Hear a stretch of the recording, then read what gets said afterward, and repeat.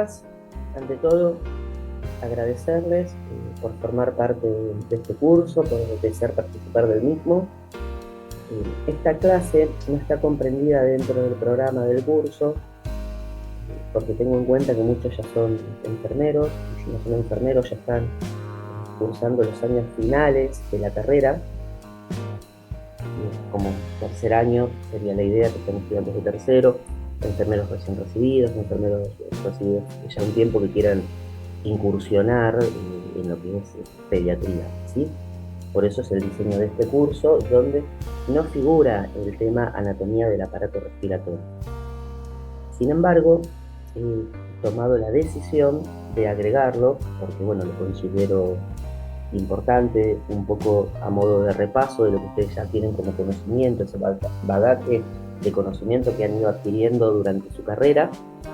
Por eso he decidido agregar esta clase, este tema, que es extra programático, pero preferí darlo a modo de repaso un poco y recordar algunas cuestiones del aparato respiratorio, ¿sí? Sobre todo de la anatomía del aparato respiratorio. Esta clase no es en directo, está siendo grabada, lógicamente. La voy a subir a YouTube para que ustedes la puedan visualizar a posteriores, ¿sí? La puedan visualizar, si quieren tomar nota, también les voy a compartir el PowerPoint, seguramente en formato PDF, para que lo tengan como parte de su material de estudio, ¿sí? Así que bueno, mi nombre es Miguel Peñarrocha, soy profesor de enfermería, trabajo en 2 instituciones educativas y en un hospital público. Actualmente me desempeño como enfermero en control de infecciones en un hospital público y como docente de campo práctico en 2 instituciones educativas, una en campo práctico de tercer año y en la otra en campo práctico de primer año, segundo cuatrimestre, ¿sí? Así que bueno, como veníamos hablando, el tema es anatomía del aparato respiratorio. Bueno, a modo de introducción, uno de los problemas más frecuentes que se ve expuesta a la población pediátrica, sobre todo durante la lactancia y la niñez, son las enfermedades del aparato respiratorio, ¿sí? Los niños pequeños siempre tienen grandes posibilidades de tener alguna patología respiratoria, ¿sí? Pueden ir desde leve a graves e incluso fatales.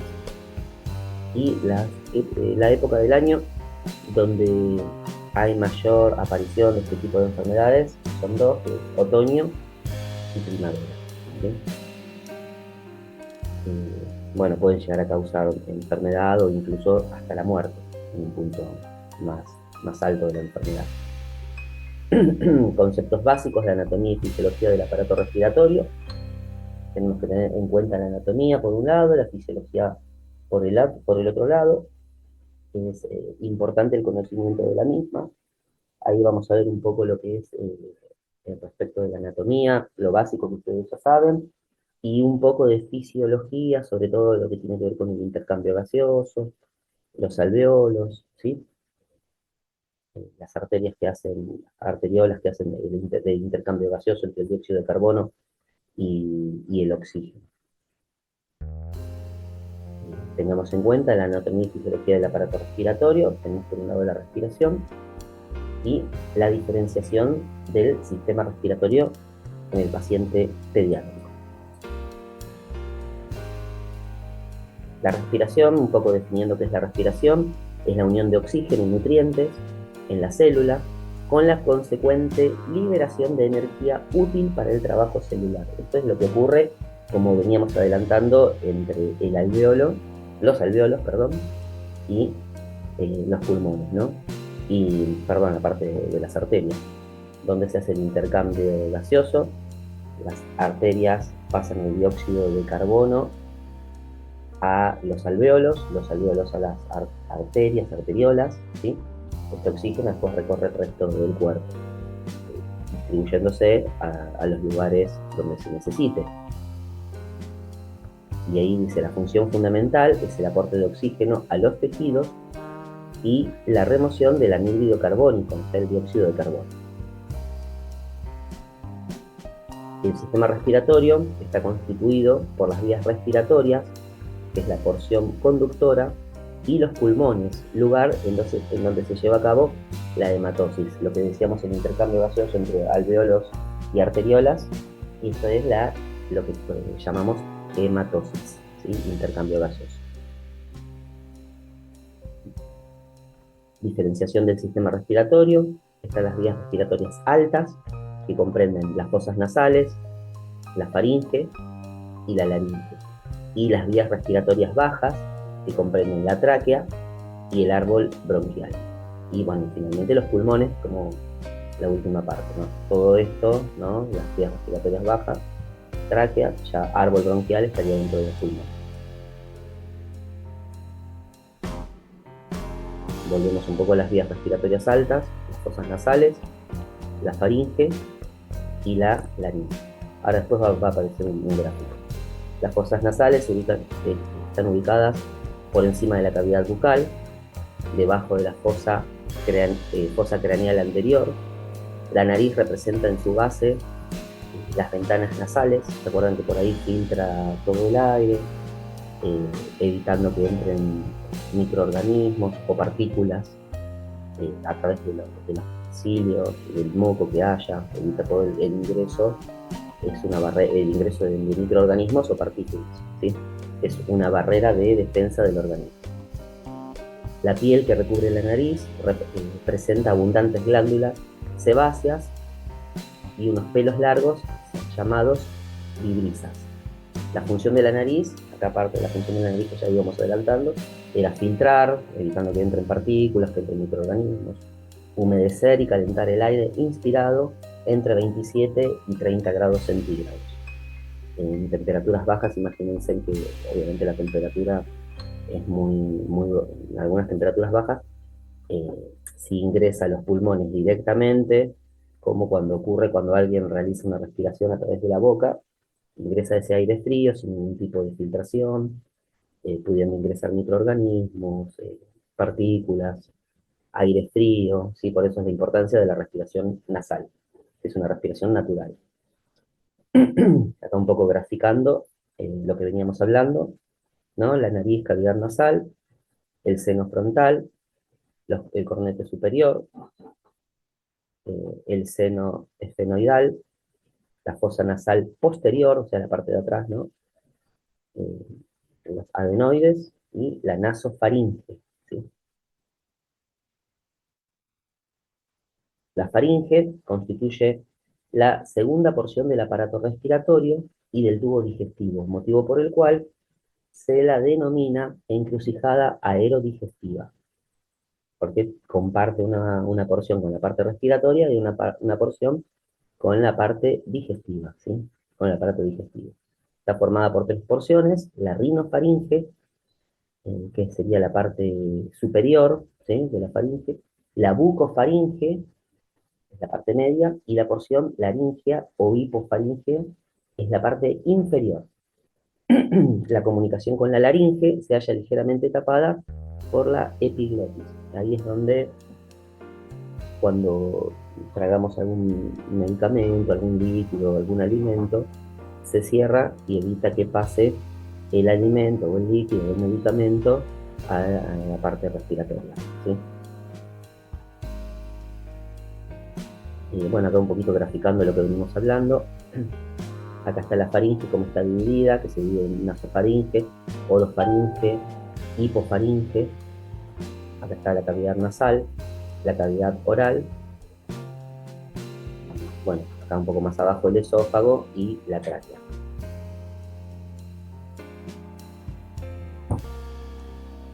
La laringe es esencialmente un conducto que sirve para el paso del aire. Es también un órgano importante en la vida de la relación por el tema de la fonación, ¿no? Ahí se encuentran las cuerdas vocales. Está situada en la región anterior del cuello, a la altura de las 4 últimas vértebras cervicales. Anatomía de la laringe. Acá tenemos la lengua, bueno, tenemos la laringe, dentro de la laringe está la epiglotis, la supraglotis, las cuerdas vocales, la glotis y la subglotis, que sería la porción inferior de la laringe, ¿no? Después viene otra vez el esófago y la tráquea. Cuando en el esófago hace la parte de las vías digestiva, ¿sí? Y la tráquea de las vías respiratorias. Vías respiratorias bajas, ahí empezamos a ver lo que es la tráquea y el árbol bronquial. La tráquea es un conducto impar y medio, ocupa primariamente la parte anterior e inferior del cuello. Acuérdense, la parte anterior, y eso es importante. Al igual que la laringe, y luego ocupa la parte superior del tórax. Está formada por una membrana fibrosa y cartilaginosa y por los anillos cartilaginosos. Tiene dos porciones, una porción cervical y una porción torácica. Esto es más que nada para que nos ubiquemos anatómicamente dónde está ubicada cada parte, cada porción del aparato respiratorio. Están un poco viendo este gráfico, anatomía de la tráquea. Podemos agrandarlo un poquito más. Bien, anatomía de la tráquea, tenemos la laringe, ¿no? Acá arriba, la tráquea sería esta segunda porción, y bueno, cada uno de estos anillos se llaman cartílagos traqueales.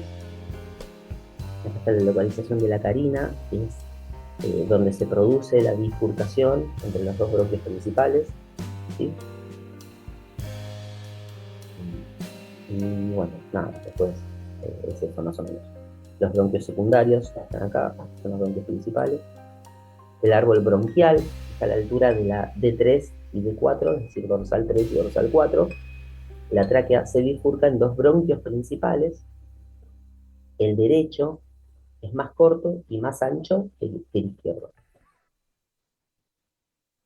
Y los bronquios se dividen en bronquios supralobulillares, bronquio intralobulillar, bronquiolos terminales, que tienen función conductora del aire, bronquiolos respiratorios, con algunas dilataciones alveolares, que tienen función conductora y respiratoria.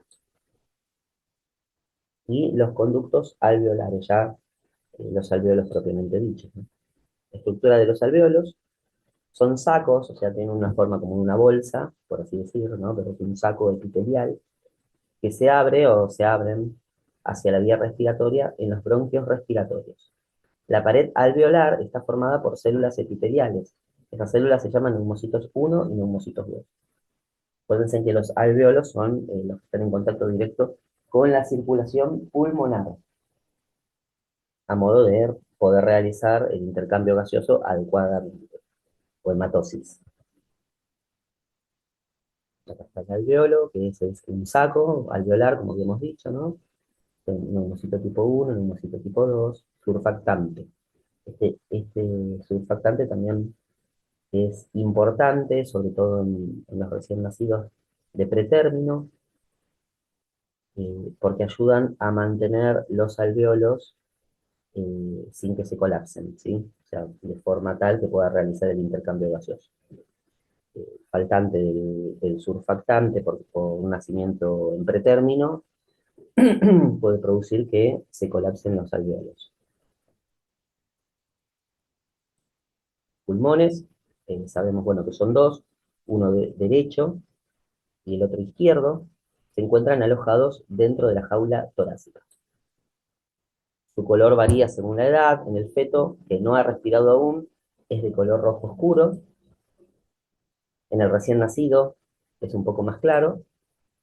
Y en el adulto es de color gris. Esto, bueno, tiene que ver con un poco los cambios fisiológicos y anatómicos determinados por la edad del individuo. El pulmón derecho está dividido en tres lóbulos, que es el superior, el medio, el inferior. El derecho, ¿sí? Y bueno, y el izquierdo en dos lóbulos. Los pulmones son los límites laterales del mediastino, ¿sí? Que están en el medio, y tienen forma de semicono de vértice en la zona superior y tienen una base en la zona inferior. Es como un triángulo, ¿no?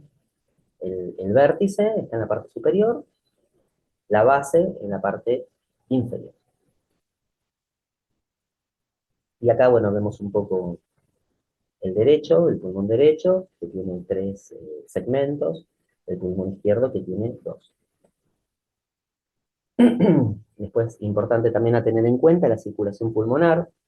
La circulación pulmonar se caracteriza por ser un circuito de menor presión con respecto al sistémico y por su capacidad para albergar grandes volúmenes de aire, de sangre, perdón.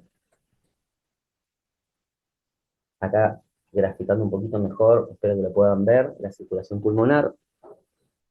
Lo que es azul es venosa, ¿sí? Y lo que es rojo es arterial. Acá tenemos el pulmón derecho, pulmón izquierdo. Bueno, vena cava superior, vena cava inferior, las dos ingresan a la aurícula derecha, ¿sí? Y después, bueno, continúan todo el recorrido de la sangre eh, hasta, bueno, pasan por los pulmones, donde se oxigena, vuelve una vez más a la aurícula izquierda, ventrículo izquierdo, a través de la arteria aorta, es distribuida al resto del cuerpo.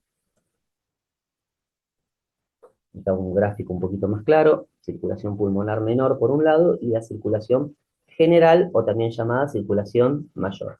La circulación pulmonar o menor es donde ingresan, bueno, las arterias y salen de los pulmones produciéndose la hematosis, que es este intercambio gaseoso entre los pulmones y los alveolos, donde el dióxido de carbono queda en los pulmones para ser expulsado y el oxígeno, la sangre oxigenada, sí, se oxigena en las arterias y después se distribuyen al resto del cuerpo a través de eh, del ventrículo izquierdo y la arteria aorta.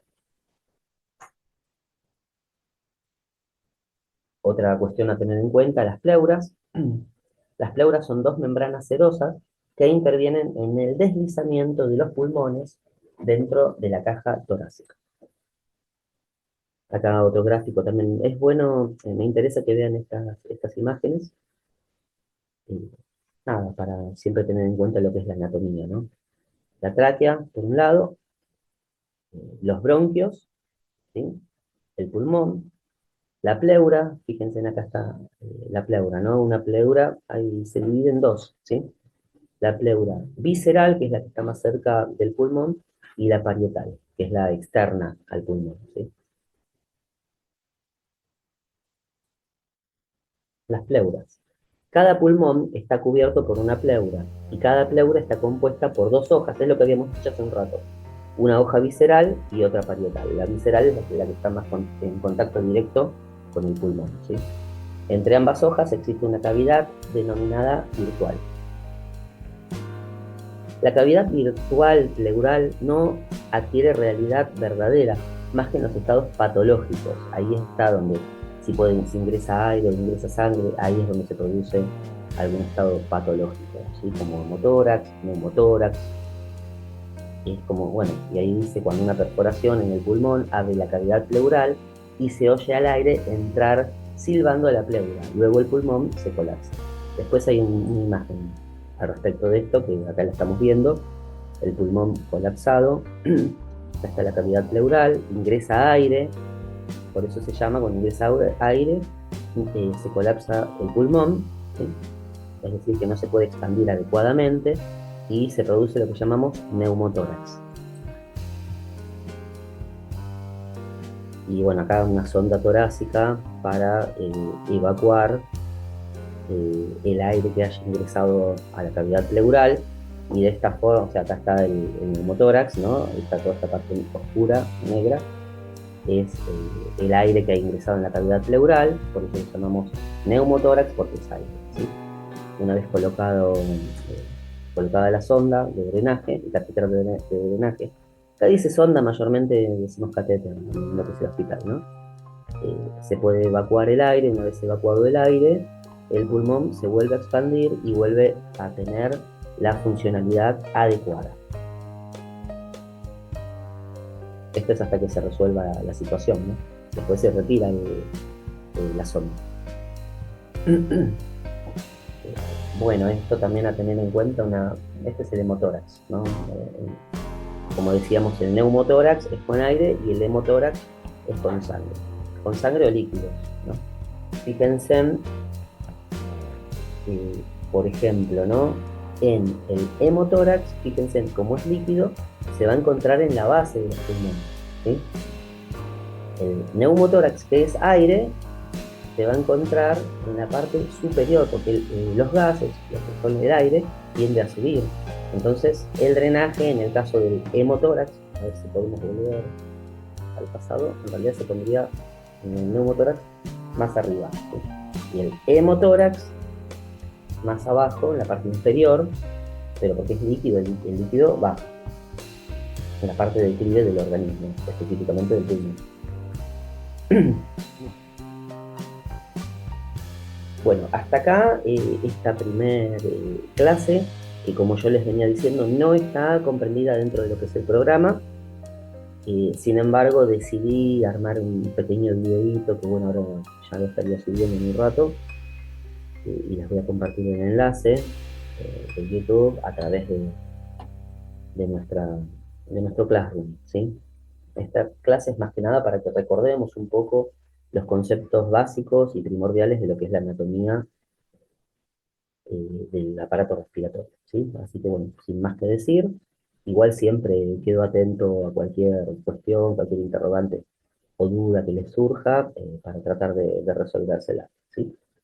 Muchas gracias y no me canso de agradecerles el estar formando parte de este curso que estamos iniciando como primer clase el día 6 de abril a las 19 horas. Hoy es una clase grabada que se me ocurrió hacer un poco para no tocar este tema, sino como un poquito adelantar temas para que no quede colgado nada. Y bueno, en una segunda etapa ya después pienso que nos vamos a encontrar directamente el 6 de abril, aunque no descarto armar alguna otra clase como para ir adelantando algún tema que yo considero importante como es anatomía. Saludos y bueno, nos estamos encontrando el 6 de abril.